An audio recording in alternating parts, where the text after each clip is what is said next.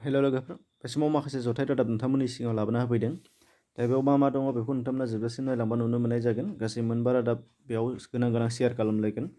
फार्स्टआव दङ दुखुनि रादाब दि हादराव कर'ना जिउसानि बेरामनि थाखाय भेक्सिन होनाया गिबि खोलोब थांबायमोन आरो नैथि खोलोब होनो गोनां थांबाय थानाय समावनो भेक्सिन दिहुनगिरि सेराम इन्स्टिट्युट अफ इन्डियानि गुबुन मोनसे प्लान्टआव अर नांनानै खहा जादों।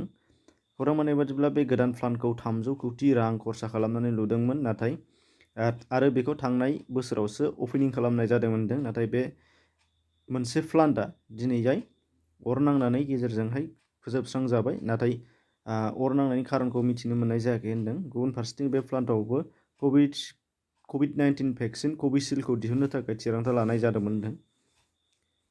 नाम्बार 2आव दङ चिरां जिल्लायाव फिन मोनसे मैदेरनि उदखार। खौरां मोननाय बादिब्ला चिरां जिल्लानि बिजनी महकुमानि सिङाव थानाय 2 नं दैलंजरा गामियाव हाग्रानि मैदेर फालोफोरा फैनानै माखासेमानि न' आरो गासै 100थानिबो बांसिन गय आबादखौ सिलिंखार खालामलांदों। बे जाथायनि सायाव रायजोफोरा दुखु मोननाय फोरमायनायजों लोगोसे सरकारनिफ्राय अनसुंथाइ आरो रैखाथि होनो थाखाय दाबि दैखांनायखौ नुदों।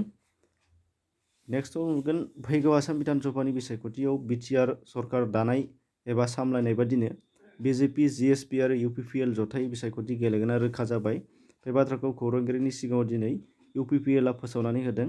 मख'जाथाव दि बे खौरांखौ बाक्सानि लोक्षी बाजाराव जानाय मावसुमा मेल जथुमाव बेखौ फोसावनायखौ नुदों।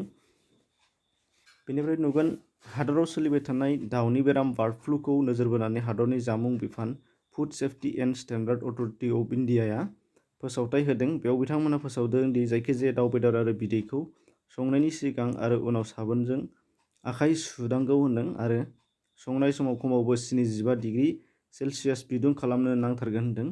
अब्लानो बे बेरामनि जिउसानिफ्राय एसेबाबो रैखाथि मोनगोन बिथांमोना बेखौ फोसावदों। बेनिफ्राय दङ लास्टआव साख्रिनि रादाब।